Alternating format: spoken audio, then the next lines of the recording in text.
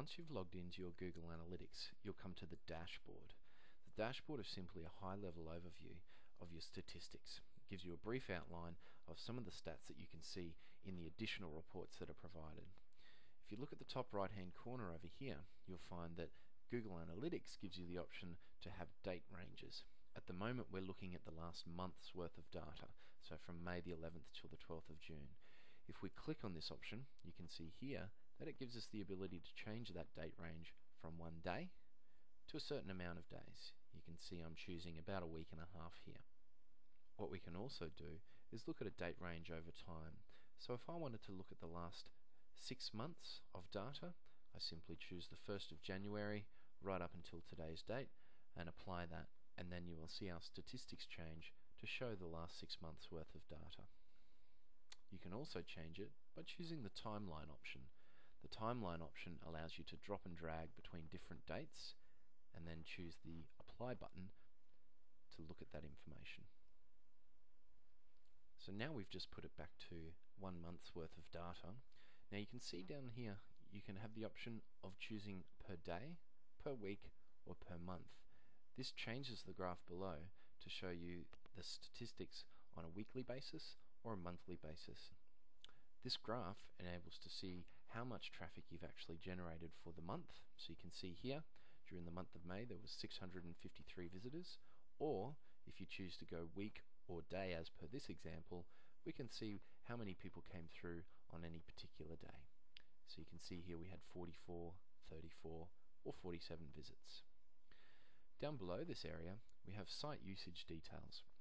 You can see here we have 1,125 visits, and you can see we have 1,549 page views, which equals out to 1.38 page views per visit. The bounce rate is 82%. Now this is quite a high bounce rate. Really what you want to be looking at is a very low bounce rate.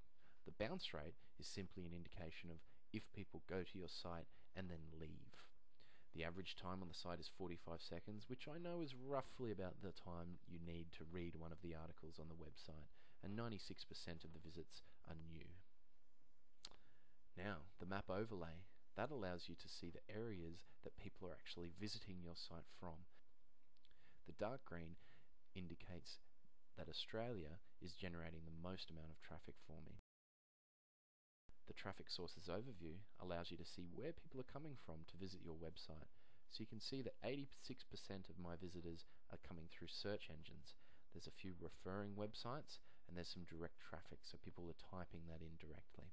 If you're working on your search engine optimization strategy for your website, you really want to see a large proportion of this pie chart in blue, as that indicates a majority of your customers or majority of your traffic are actually coming through search engines. Over here we have the content overview. This gives you an idea of what pages are the most popular on your site. So you can see here that my wart removal page, lovely content we're talking about, and hemorrhoids are by far the most popular. But hey, somebody's got to create a website about it. And over here we have your keywords facility. Keep in mind, this doesn't come as a standard report on your dashboard. You will need to add it to your dashboard if it interests you. I'll show you how to do that in just a minute.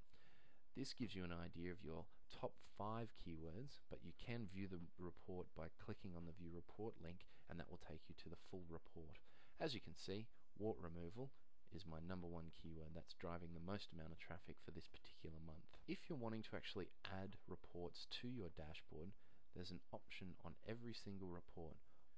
So I've just clicked on traffic sources and I want to see the referring sites that are actually generating traffic for me.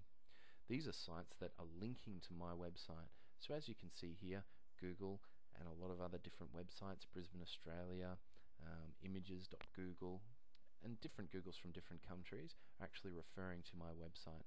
If I want to add this report to my dashboard, it's a simple case of clicking on Add to Dashboard, and that report has now been added. If I go back to my dashboard, that report should now be available to be seen. And there we go, the referring sites report. So in a nutshell, this is your dashboard for Google Analytics, and that's how to navigate your way around it.